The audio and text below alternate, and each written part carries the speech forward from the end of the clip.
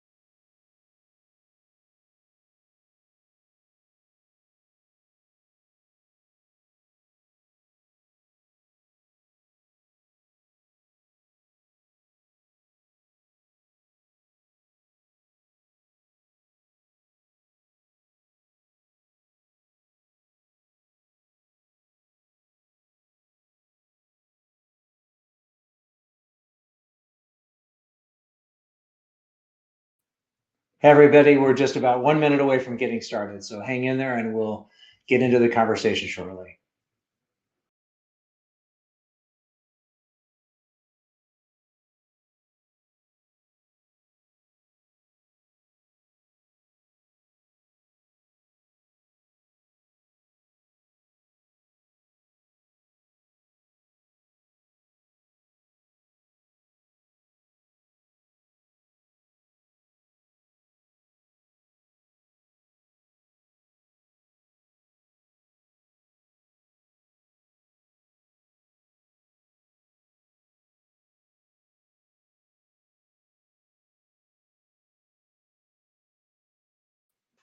Hey everybody, my name is Matt Collins and I am the head of product marketing for Mountain.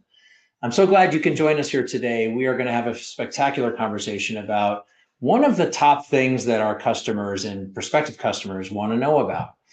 And I would say in no particular order, there are three things that we oftentimes get asked about. The first is, how do we think about building an audience for connected TV? Keeping in mind that 97% of Mountain's customers have never advertised on TV before.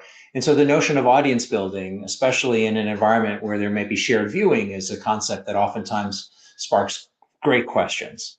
The second topic that comes up a lot is, how do we attribute results to an unclickable screen like connected TV? But the third and almost universal, and I would say probably maybe the most fun question that we get is, where will my ads actually run? What's the inventory situation like? And what screens are they going to air? And those are great questions. And today I am so thrilled to be able to dig into the answers with someone who knows awfully well. I'm very pleased today to be joined by Eric Speck, our VP of Programmatic Partnerships for Paramount. So Eric, come on in. And we will, there you are, sir. Very good to see you. And you and I are both broadcasting from relatively gloomy days, you in New York and me from Massachusetts. But I get it. There's no doubt about where you are today. Yeah, gray and gloomy. And I tried to get an office here with a good view in the back. We got the Empire State Building, but it's definitely a gloomy day in New York today. But that's all right. We have a fun conversation ahead of us, so that won't be gloomy. Indeed. Thank you again for taking this time and walking folks through it. For all of you who've joined, thank you so much again for joining. There will be time for Q&A. So if you've got a question, just drop it into the Q&A panel as you're viewing, and we will be watching for your questions and looking forward to getting into your questions at the very end of our lively discussion that we have planned. But Eric, in talking to people who are in our industry, I always enjoy asking this question first. It's a lighthearted one, but what are you streaming these days? Um, yeah, so I work in TV. I actually try not to watch too much TV just because I want to I try to be out and about doing stuff. But I am a TV fan, and two shows that I recently watched that I'm going to tell you two that I really liked and one that I hated. Usually you only get the likes, so I'm going to make it a little different. But I loved The Studio. on Apple TV. That's Seth Rogen, and I thought that was really just an awesome satire of the film industry. And what I loved about it, it's really funny, first of all, but there's a ton of Easter eggs in there. If you're a if you're a film fan, there's a lot of Easter eggs in there for the cinephiles. You know, it's a smart show. There's a lot of meta references. I'm a big fan of Robert Altman, and they referenced The Player, one of my favorite movies by him, in that show like a bunch of times. And I was kind of like shocked to see that reference because you don't ever really see Robert Altman cited in like pop culture moments nowadays. So I thought that was really smart and cool of them. And the second show I just finished actually is one of ours. It's Mobland, and it's such a fun show. I was surprised. I actually had kind of low expectations, but I think it's really good. And the best part about it is, for me at least, is the acting. And I'm not even someone that's like big on acting and the craft, as it were. But I think that Tom Hardy and Pierce Brosnan are really menacing as mobsters. So that one resonated to me. It's a good plot too. You know, it's not reinventing the genre or anything, but it's a really fun watch. And every episode kind of ends almost like a season finale where you're like, holy cow, what's going to happen next? So for me, that was a really fun watch. And then, yeah, the one that I have to say, complete bum out letdown was I was fighting it. I didn't want to watch it. My wife wanted to watch it. Was the new Squid Games, and I don't know. Maybe everyone's gonna message me I'm crazy, but I thought it was terrible. Couldn't stand it. I had to suffer through it, and I actually tapped out before the finale. I was like, I'm not doing this. So those are three for you. All right. Well, thank you for the recommendations in either direction. Yeah, you know, a show hasn't quite delivered when you quit. At least I find myself when I get into it, even if I'm not having a great time, I feel compelled to see it to the end. It's almost like it becomes a bit of a Right. force that I have to finish. Right. Well, that's too bad. So you're a vice president of programmatic partnerships. What are the key responsibilities that you're up to every day? So our team oversees pretty much all of our ad tech partnerships. You know, this is partners on the exchange side, you know, the SSPs, partners on the DSP side, mediation platforms. We're really the team that fosters those relationships, negotiates the deals, gets the paperwork in place, understands the business economics, works out, you know, whatever type of arrangements and data products we have, and really shepherds that relationship into the company so we can have a seamless platform-based strategy for programmatic. You know, we have a very, very robust and big sales team. They're, you know, in tight with every holdco, every agency, every brand. They're selling our whole portfolio offering, but none of that is going to be able to, you know, to execute if we don't have the pipes worked out. And that's what our team does. We go in there, make these relationships, understand the nuances of every single platform, figure out how to strategize with each platform, where they fit in our stack, who to prioritize, when to prioritize, what type of deals we want to run through, which type of platforms, and really build that strategy for the larger sales team. Well, that makes you an authority. Sorry, go ahead, finish your thought. Yeah, no problem. I was going to say, and specifically my role there is I interface with our buy side platforms. So work closely with the Mountain team along with all of our other DSPs out there that are actually, you know, hands on keyboard buying our inventory. Well, I was going to say that makes you an authority about so much about not only the sort of business angle that of course a lot of people are drawn to in the advertising space, but you also, to borrow a phrasing that's used in lots of other settings, you know how the sausage gets made. And so eager to dive into the conversation with you about the inventory that advertisers that run on Paramount, and whether they do that through Mountain or otherwise, can expect when their ads actually run. But let's start with the something I mentioned in my intro, that 97% of Mountain advertisers have never advertised on TV before using Mountain. And for that audience who might be watching and hoping to learn something today about the inventory that's available, behind the curtain, so to speak, what should they know about Paramount? What is the sort of the Paramount position as it relates to its positioning in market relative to other streaming publishers and what it strives for in the content that it shares with the world? Yeah. So I love this question, and this is something we love talking about here. We're a really unique company. We have legacy content from Paramount Studios to MTV to NFL, Comedy Central, Showtime, the Grammys, VMAs. I have a colleague here, Pete Chialello, who's one of our best sellers out there, and he always says we own the IP for pop culture, and that really resonates with me because it's true. Like, we have an incredible portfolio of content, and one of the most enduring, I would say, banners in the industry. I mean, Paramount Studios was started in 1912. And to this day, I think it's the longest running major studio in Hollywood. And, Sumner Redstone came in and made a conglomerate here. We've got Viacom, CBS, Pluto, Paramount Plus, Paramount Studios. We've been on the ground floor of every major development on the business side and entertainment side, in the business.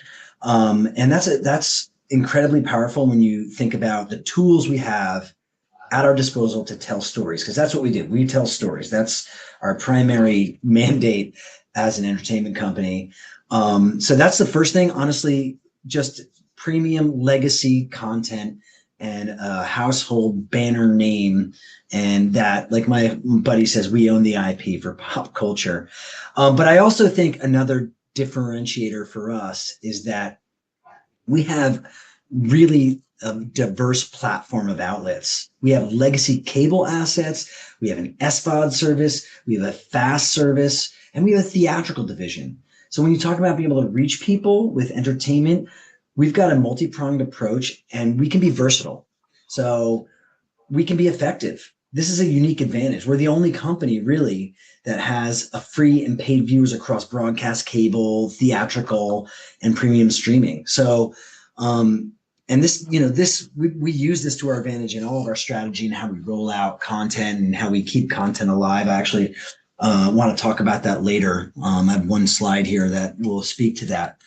And then I think I would say one more thing that makes us unique, and it's really from the perspective of advertising, is that we really are a programmatic first organization. Our team and our programmatic sellers, we are really the tip of the spear with trying new solutions, trying new partnerships, building new execution paths, and trying to essentially meet our clients and our customers where they want to be from a technological standpoint. So we've seen a lot of our competitors kind of follow our lead when it comes to our programmatic strategy, but we're really leaned in. And I think that's an excellent advantage when you try to work with us for programmatic. I'll echo that, and I'll put on for just a moment my own consumer hat. My wife and I have been subscribers of Paramount Plus for many years, and it's regularly in our rotation. And among the shows that we watch is so diverse. I love Tulsa King with Sylvester Stallone. It is absolutely it is spectacular programming. It shows Sylvester Stallone kind of wearing the kind of the black hat, but also the white hat at the same time. Yeah. It's spectacular. But we also watch I Love Lucy, and we're kind of on a quest to start from the very beginning. And it just shows, I think, an encapsulation, Eric, of just what you just described, of this bluest of the blue chip studios with the content engine that has survived and thrived for over 100 years. Here it is, like something that's as modern as Tulsa King, but also as timeless and classic as I Love Lucy, and I can do it all in one place. Right. That you're making the sales pitch for me right there. You're hired. So let's talk a bit about premium. This is a term in our industry that doesn't have a definition. Like I don't think it. I think if you and I were to stop here and leave early and go jump off to the IAB website, we probably are not going to find a definition for what premium means. But we all use that term. How do you think about or talk about premium when you're engaged with an advertiser or potential partner?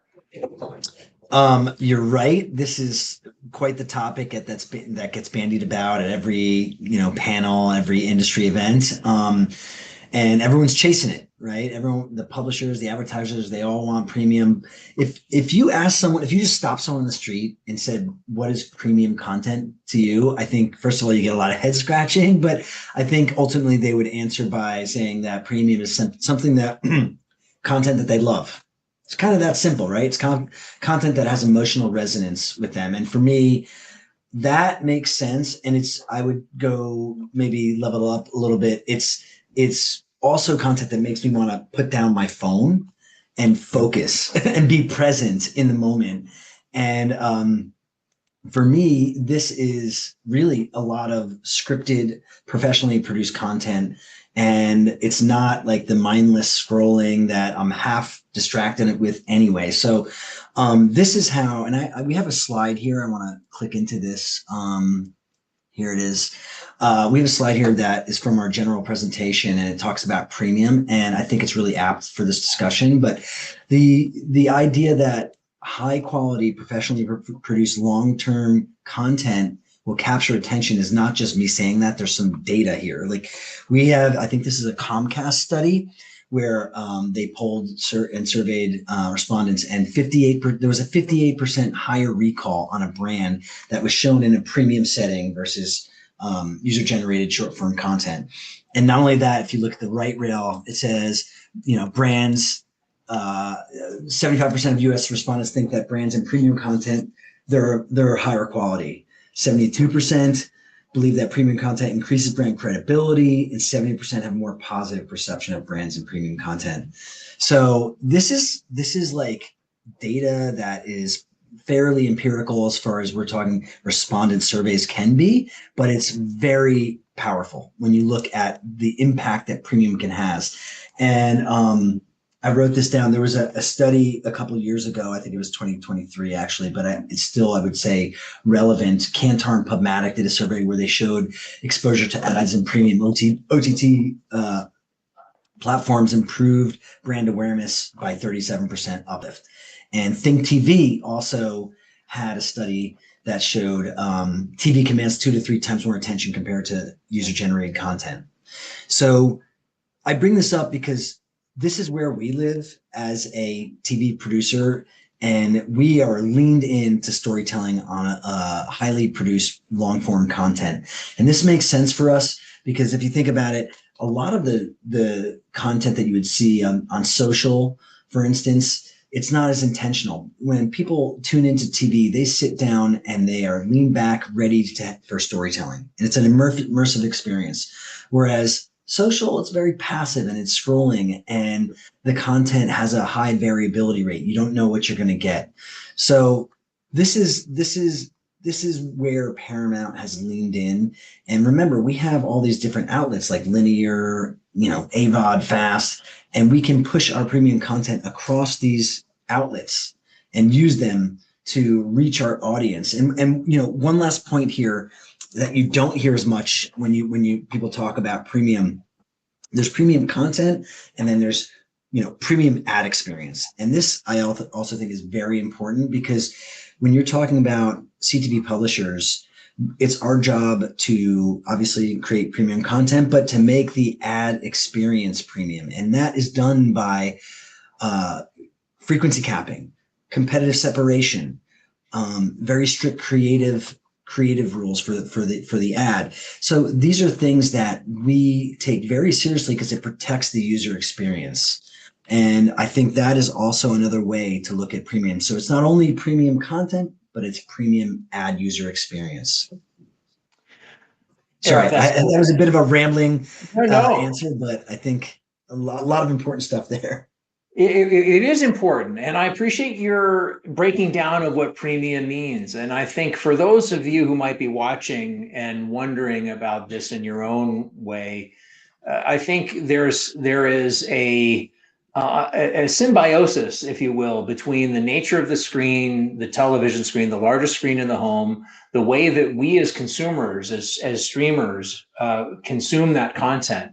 On the comfort of our couches, where we are oftentimes, we're counting on less distraction. We're counting on being able to maintain a focus on whatever it is that's put right in front of us. There's a reason why that social UGC content thrives in the settings where it is really most deployed. Which you think about, it's in these sort of snackable moments of coming and going, waiting in line, where you've got only a few moments before something else is going to set in, and you're just looking to fill that time.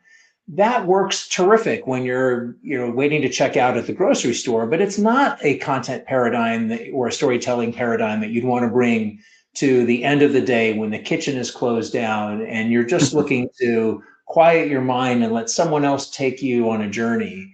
And for that, you want the professional storytelling, the professional production value, and to your point, the world-class ad experience that will keep you engrossed and tuned in. And so, I marvel at it. I still think the television ad unit is the most powerful ad unit ever created, and I think it's because television itself, as a medium, is arguably, with theatrical, the most powerful storytelling vehicle that we've ever devised. Yeah, I agree.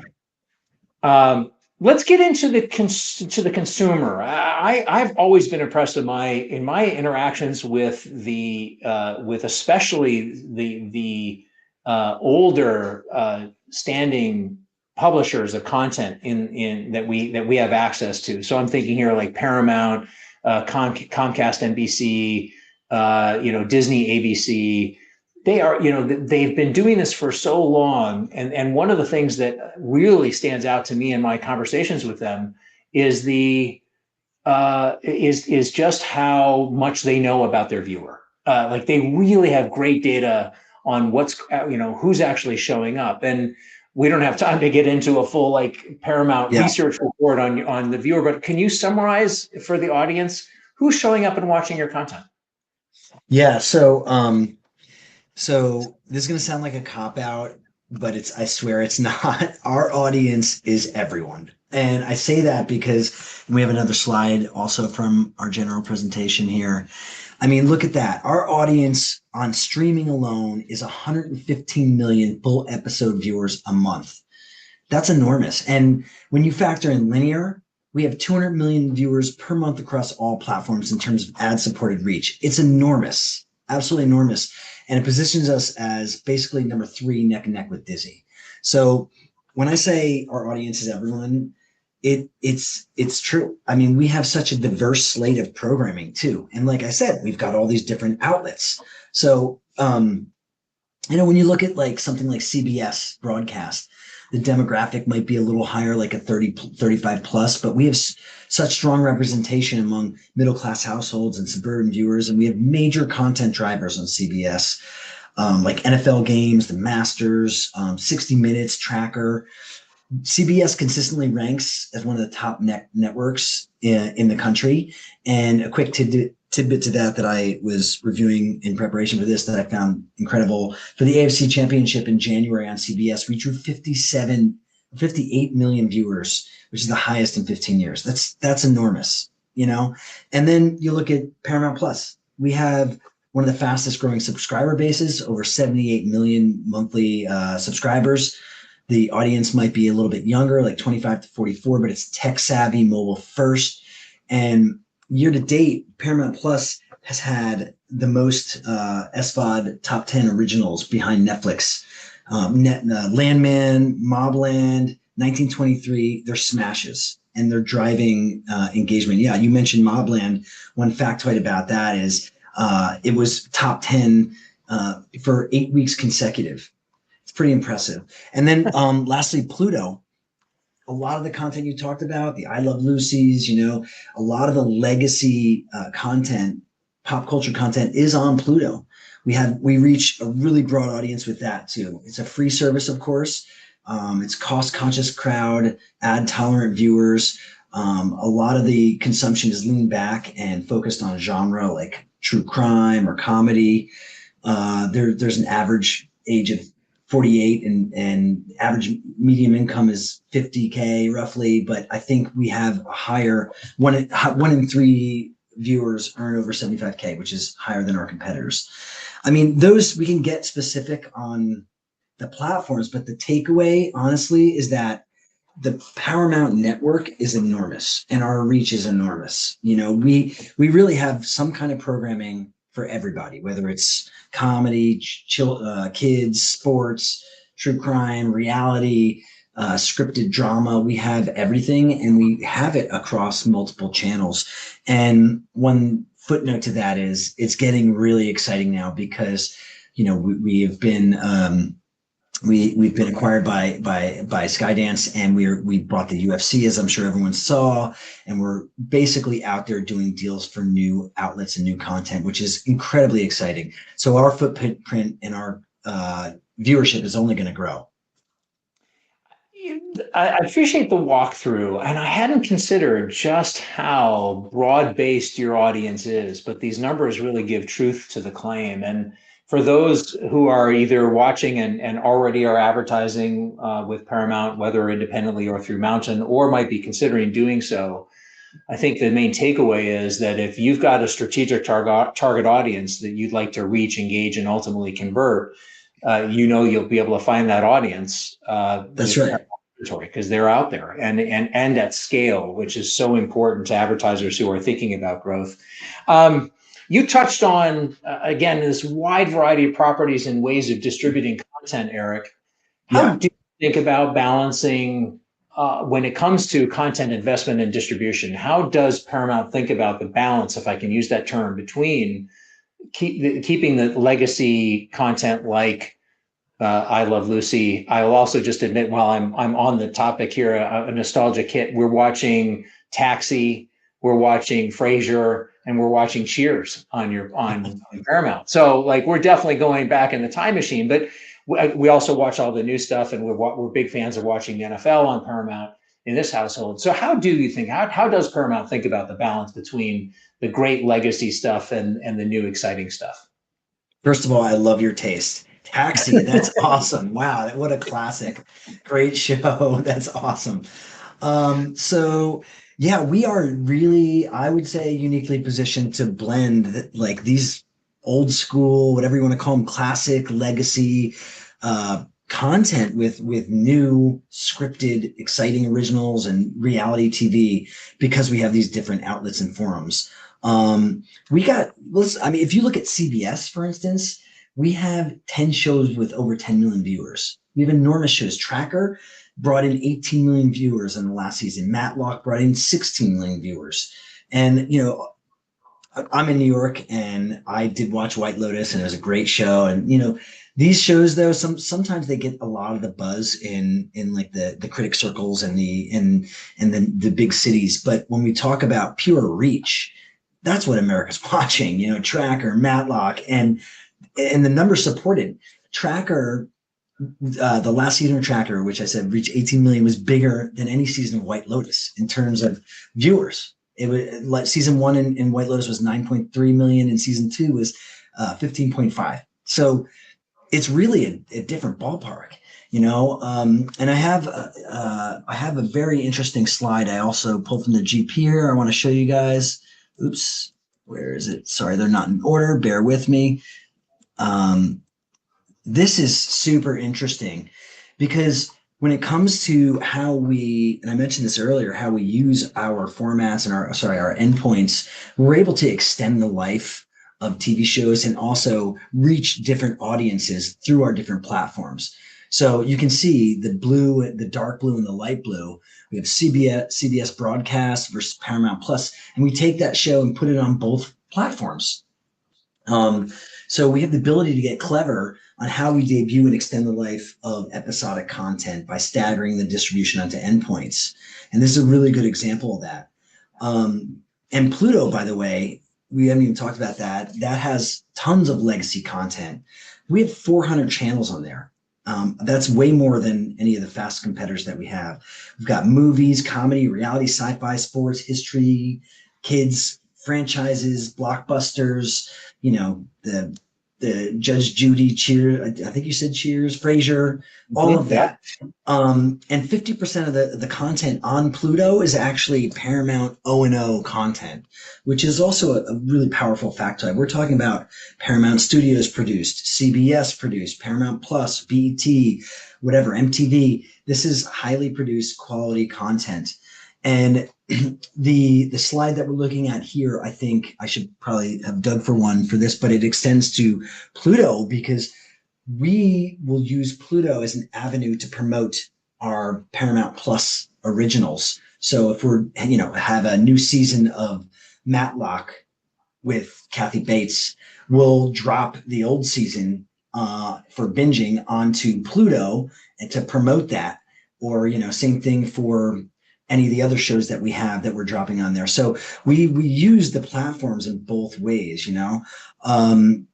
So I guess the question is also, how do we balance it with new content? Sorry, I do want to get to that. A lot of that is also outside of CBS, which we went through, Paramount Plus. I mean, we have been hitting it out of the park and experiencing huge growth because of the original programming on there. Landman, that was a smash. I think it was streamed to over 15 million households. Tulsa King, I think you said your favorite. Lioness. My favorite was The Agency. It's a sleeper hit, not one of our biggest shows, but it got renewed for a second season. Look out, it's going to be awesome. Mobland. These are shows that are really resonating with crowds and driving engagement. And I have one more slide here I wanted to flash to you. Where did we go? Boom, this one. When we talk about leveraging new content and how we do that, it's really important to note that we have prioritized quality over quantity, and this slide kind of shows it. If you see on the left rail there, it's total minutes of viewed content, scripted originals, and the right is the number of scripted originals. And you can see, look at the 3.2 billion minutes viewed per original series. We are really third next to Amazon and Netflix. I mean, the numbers are enormous, and we are punching above our weight when we look at the actual amount of scripted originals that we're putting out there compared to what we're experiencing as far as viewed content. So it's a really powerful stat to look at there. But yeah, hopefully that answers your question. It does. It really, yeah. Thank you very much. Thank you for going deep. And if by the way, on the subject of questions, anyone listening to this, if you have questions and we see them piling up here, feel free to throw your question into the Q&A, and we will get to it here in just a few minutes. I just have a couple more questions for you, Eric, before we can start opening it up to others. You talked about NFL. And as I think some of your competitors have shown, mixing in live programming with pre-recorded on-demand stuff is hard. It may look simple to those of us who are just watching it and from the comfort of our couches, but to actually pull it off is a whole other thing entirely. I mean, there have been questions even just over the last week with Taylor Swift having appeared on the Kelsey's podcast, how YouTube struggled to keep up with not what was, in the grand scheme of things, not a lot of demand compared to the kind of fans who will show up to watch an NFL game on a Sunday and might choose to stream it on Paramount. What should our advertisers be thinking about when it comes to just understanding the live action, sort of live type of programming versus on-demand, pre-recorded, the Hollywood studio-produced programming, as they're contemplating their approach to advertising on places like Paramount? Are there any considerations they should have in mind for just knowing that both of those things are available? Well, so this is also a very hot topic in our industry: live TV, live events, live sports. Also appointment viewing. So this is something that we've really had to also embrace and has become part of our strategy. And by that, I mean, when you have a show scheduled to drop on a weekly cadence, like a Sunday night, compared to dropping a whole season at once for people to binge. And this has been, what's old is new again, right? I mean, there was so much out there, I think, for consumption for people. I think there's a glut of supply, and I think it's been overwhelming in a lot of ways. We've seen the pendulum swing back, and people are excited and reacting to the episodic, appointment driven strategy. Instead of programming being dictated by a network as it has been in the past, I think we involve the audience more, involve their viewing behavior and also their engagement behavior. So, streaming, there's been a lot of talk about streaming killing appointment viewing, and I think it just changed it. I don't think it killed it at all. And live is part of this. We'll talk about that, but live events, I think there's a real community sense to that, and this also is the case with premieres, a season premiere, season finale. I would put that in the same bucket. I remember I used to host people over for viewing parties for Game of Thrones or Sopranos or whatever. People would come over and we'd all watch the show. And that's a community element that makes the whole experience way more impactful. And advertisers want to be a part of that. And that is something that programmatic has leaned into enabling. And this also extends to live. Now, I will say, just to level set, Paramount has been very measured about how we allow our live content to make it to be available for programmatic execution. Right now, we don't really do much of that. A lot of it is direct IO only.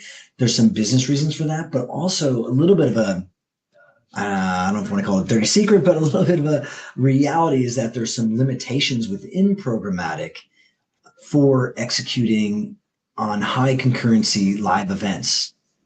For instance, there's a lot of timeouts or latency in the bid responses that we get back when we send out massive amounts of QPS. A lot of systems can't handle massive amounts of QPS unless we prep them, and there's a whole prep process where it's deal based and it's got to be guarded for, which kind of negates a lot of the dynamic nature of live events, right? Like sometimes you can't predict when a game gets crazy and goes into overtime and a star does something and viewership spikes and concurrency spikes.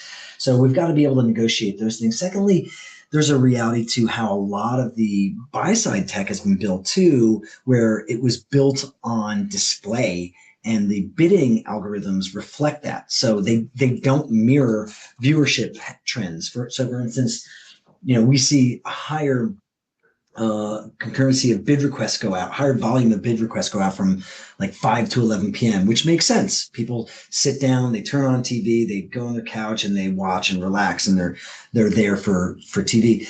But at that time, we see dips in the bidding responses. And then similarly in the morning, from I think it's like 4 to 8, we have a big dip in viewership patterns. That makes sense, right? People aren't really watching TV in the morning, but yet we see a high amount of bid responses. So we're unpacking that with our partners to try to figure out best practices to day part and to make sure that their bidding algorithms can mirror what is real viewership behavior. But these are some of the realities, because there are opportunities with live and appointment viewing for programmatic, but we have to be real. There are some hurdles and some challenges that we have to address in the actual pragmatic, execution part.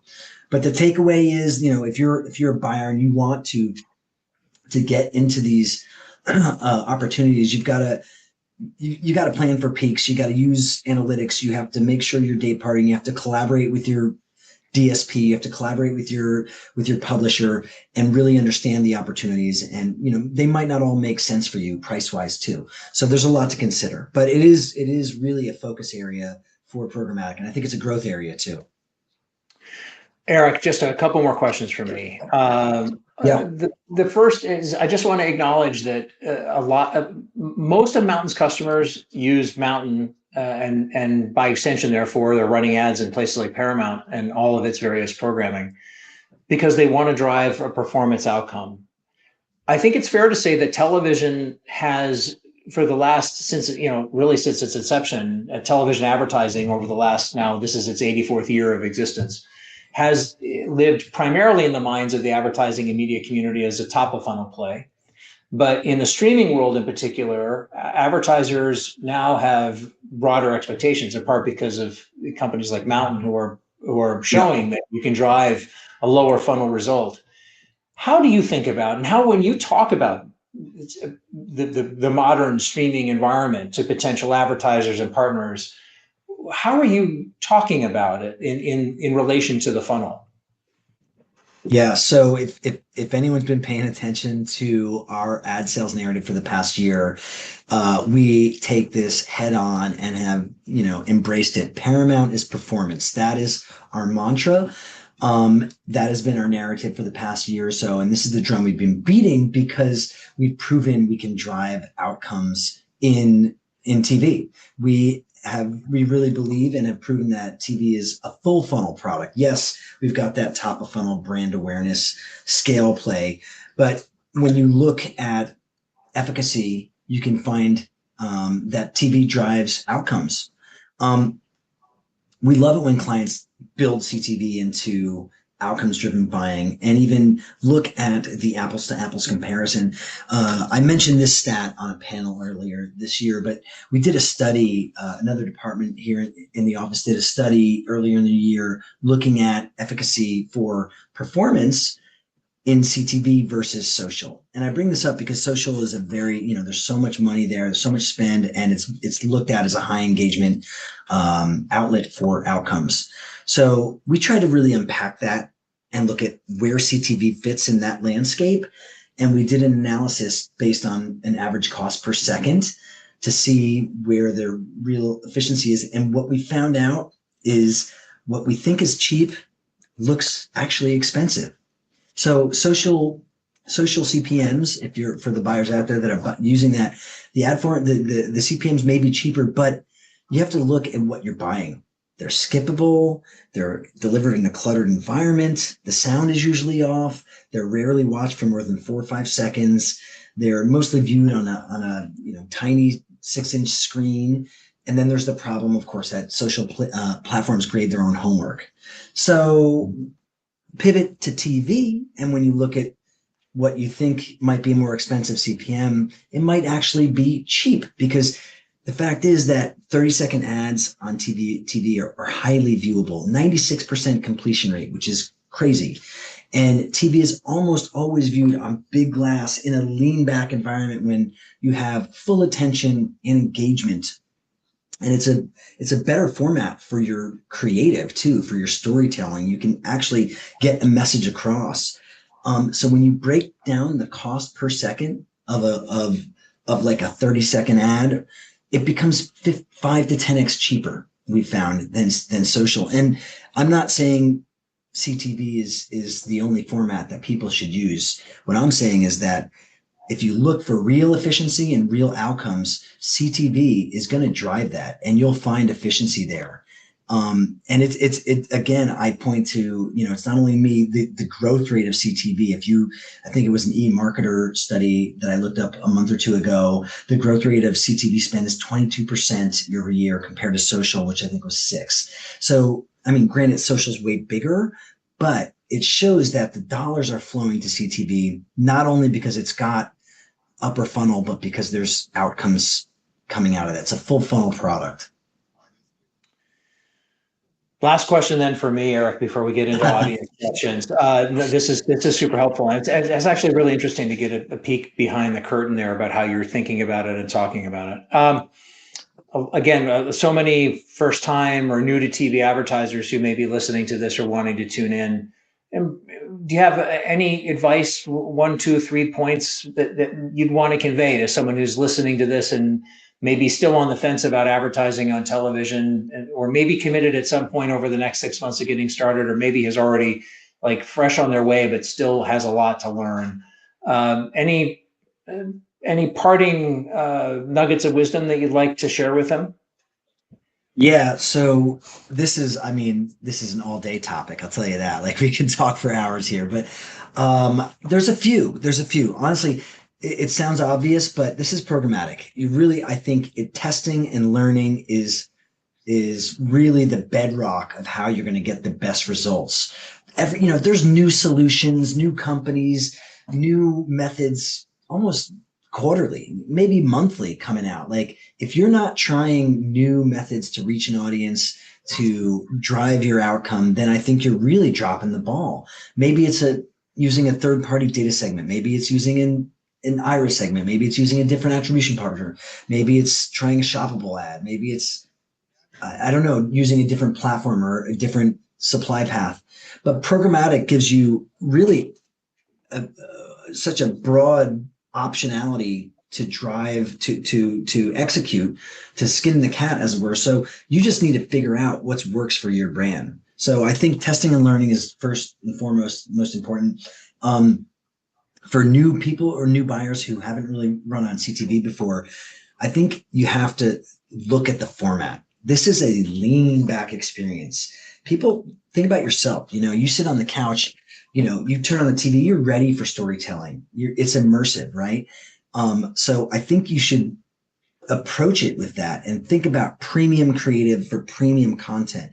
You want your ads to be immersive. You want them to tell a story too.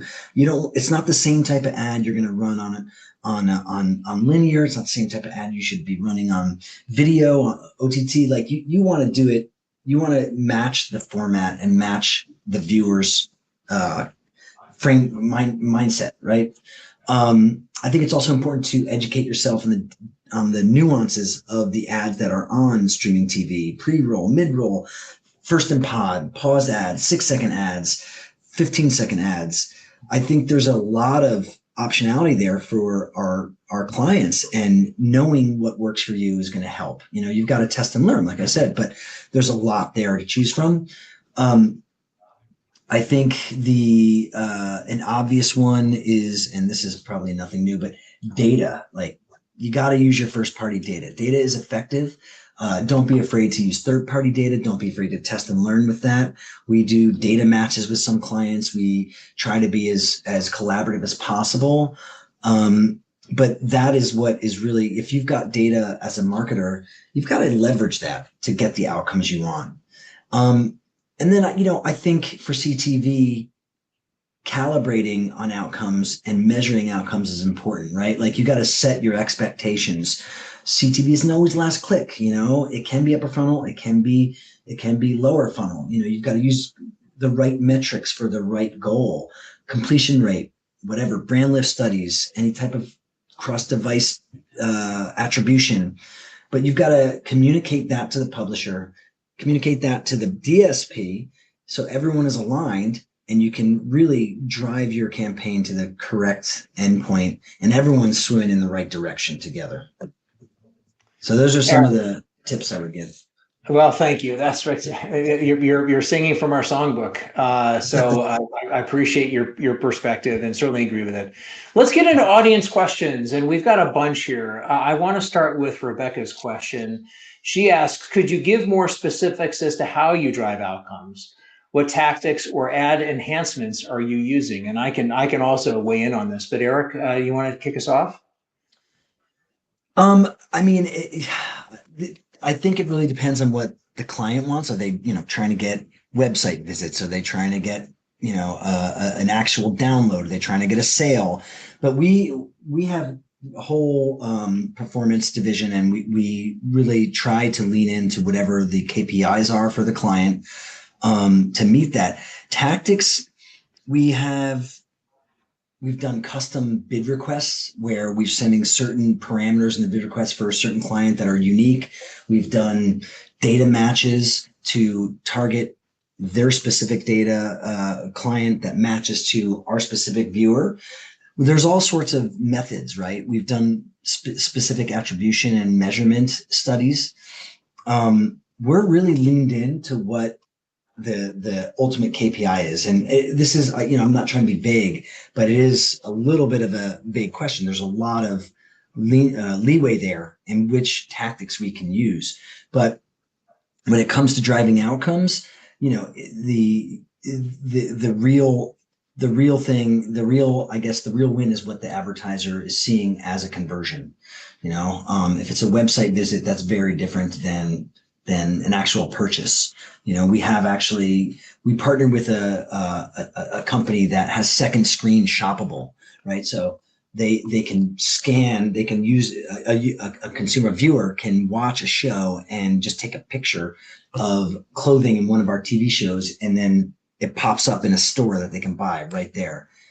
There's a lot of creativity that we can apply to our clients' performance metrics. We just have to communicate and level set and make sure we're all aligned when we start a campaign. I'll add to that great answer, Eric, that from the Mountain perspective, when an advertiser is working with Mountain, Rebecca, they have an opportunity to use an audience targeting capability called Mountain Matched, which is a keyword-based audience builder that behind the scenes is built to identify, reach, engage, and then ultimately convert in-market customers based on their shopping behavior, based on their browsing behavior, based on major life events, like have they bought a home recently. And taking all of those information sources and triangulating it, Mountain has gotten to be quite good at being able to identify customers who are in market for any brand's particular products. And Paramount is one of over 150 different streaming publishers that with inventory available on the platform, where we can go find those high intent users, deliver them an ad that's very likely to give them something that they are actively shopping for, which drives up conversion rates. And because of the great targeting that we're able to do with our partners like Paramount, we're able to cut way down on what the industry used to call spill. I don't know if they still do, but the notion of delivering impressions to people who are outside of a target audience is not so much. So, Rebecca, thank you so much for that question. I want to address another question that someone in our audience asked. Gina asked about, she said 40 seconds is the max for Mountain videos. How do you suggest we address creating long form content with this restriction? Or perhaps the definition of long form has changed. And I'll volunteer an answer here. When we talk about, we use long form in a couple different ways here. There was the long form content, which Eric talked about, which are what we think of as these 30 and 60 minute or 2 hour or more scripted shows and movies that Paramount is so good at and has been for decades at being able to produce and distribute. And the value of advertising in those long form content venues. Mountain offers 15 and 30-second TV commercial blocks that run within that content. And so again, we I guess you could use those terms in ways that could be a bit overlapping, but when Paramount refers to it, they're referred to it as programming. When we refer to ads, we're referring to the length of the ad unit. And we have all sorts of best practices available on our website and through the platform about how advertisers can use those 15 and 30 seconds to do something that Eric mentioned, which is telling a story, developing character, emotion, setting, place, all things that are surprisingly available to advertisers to accomplish in just a 15 or just a 30-second span.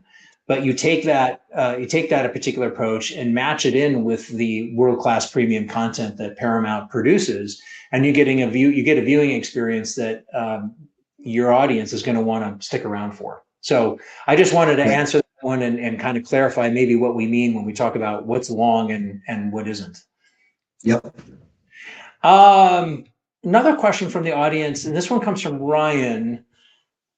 We get this question. We're getting this question an awful lot right now, and this gets more to the state of the viewer question. Ryan wants to know, what do you think is the current state of your viewer? The follow-up question is, how are they feeling about streaming? But I might extend that to just how are they feeling generally. This gets more into sort of the pulse of the gestalt of the marketplace. But any insights or feelings, even just ones that you've gathered on your own, Eric, from being out and about? Yeah, I mean, anecdotally and subjectively, I think the average viewer right now is excited about content. I personally think we've been in the golden age of TV right now for like the past 10 years. There is just so much excellent content out there, and you want the best of lowbrow, you want the best of highbrow. It is on TV. It's not in the theaters. Their episodic TV is, the most creative format right now for storytelling, in my opinion. And I think that it's the golden age of TV. And mostly everybody I know has some show they're watching, has some show they want to watch. There's water cooler talk at the office, even amongst friends. It always drifts to like a show you're watching. So I do think most people are excited, and they should be. I mean, the level of quality of scripted content out there, not just on Paramount, but Apple TV, HBO, Netflix. There's some excellent dramas and comedies out there. It's really a great time. So I don't know, maybe I'm an optimist, but I think the average viewer is excited about this. Maybe there might be a little bit of people being overwhelmed. I think that's true. I think the business side of it, nobody's excited to pay 8 services separately and try to figure out what sports is on which service. I think that does get confusing. This will have to work itself out on the business side, and I think that is something that will happen in the next 18 months, 2 years. I think you'll start to see some consolidation, but from the content perspective, I think viewers are excited. I think you're right. I think this is the golden time for being a fan of entertainment. There's never been more choice, and some of it is really, really, really, really good. And so I share your bullishness. I wanted to address a question here. Gary had wanted to ask about digging into the platform and kind of understanding how onboarding and other things work. That's I would say is an important topic, but adjacent to the one that we had planned to talk about. So I just want to skip ahead here to a QR code.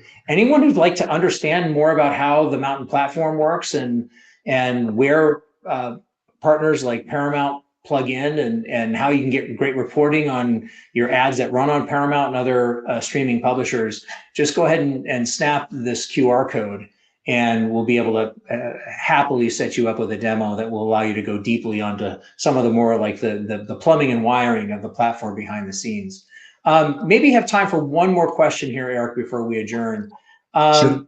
So much of I think an advertiser's success, let me be more assertive. So much of an advertiser's success on the platform comes down to the power of the creative, the ad that they make. You could have perfect audience targeting. You can have a plan to A/B test. You can have all your measurement worked out in advance about how you're going to do reporting. But if the creative is a dud, all of that, what I would describe as the sort of the scaffolding of your campaign, is not going to be enough typically to hold up and deliver the result that you want. It's the power of the creative that really, really stands out. Claire is asking, what is an ad that sticks out in your memory as being particularly great, captivating, funny? I would say I would add in my own here, like effective. And I think this gets to the audience's interest in, okay, I've got this 30-second canvas available to me. What are some of the things that really work well in using that space to be able to stand out? So yes, I'm a fan of the ads in the Super Bowl. I think most people are. And the one ad that really hit for me was it was two Super Bowls ago. So I have a 4-year-old son. His name is Thurston, and we call him T. And there was an ad with Skechers where they're saying there's no T in Skechers, and then boom, Mr. T, the 80s star from A-Team and other and Rocky, pops on the screen, and he's like, "What are you talking about? There's Mr. T in your Skechers." And we call my son Mr. T frequently, so we introduced him to the real life Mr. T with that ad, and he was kind of mind blown, like, what's going on? And since then I've shown him other videos. I pity the fool, and he runs around saying that. So that was a really cute one. And there's one more I have to say. This is a long time ago. This has got to be like 2011, 2012, but there was an ad where I guess a little kid runs around in a Darth Vader outfit trying to use the Force to start things, and nothing's working, and you can see him getting frustrated, and then the dad comes home in like a Volvo or something, and the kid runs up to it trying to use the Force to start the car, and of course, unbeknownst to him, his dad just clicks the key fob, and boom, it starts, and the kid's like, "What? I did it!" Anyway, I like the clever nature of that, but yeah, I don't know. Those are all fine choices. That the one you mentioned is an ad for Volkswagen, and that's my favorite too. Anyway, a lot of you have asked questions. Unfortunately, we didn't have a chance to get to. If any of you are interested in learning more about the platform, and for whatever reason, if this QR code that we're showing doesn't work, simply go to mountain.com and you'll be able to also request a demo. Lots of people interested in learning more about your audiences, demographic data. We'll maybe have to share that in another session, Eric, but which I hope we get to do again. But for all of your time and your insights, and for being a great partner of Mountains, thank you so much for joining, Eric. Thank you for hosting. It was great to talk to you. Thank you so much, guys. Thanks, everybody. Have a good one. Take care.